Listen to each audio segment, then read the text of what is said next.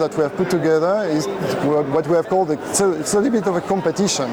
We call that the DIH² Factor. We want to know if the startups in Europe have the DIH² Factor. So what is it?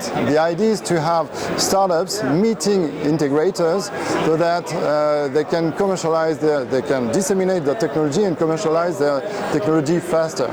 So we want them to gain visibility. We're going to do that through webinars, through pitching sessions, but we want also them to meet investors, and this is what we want to do at the end of the project.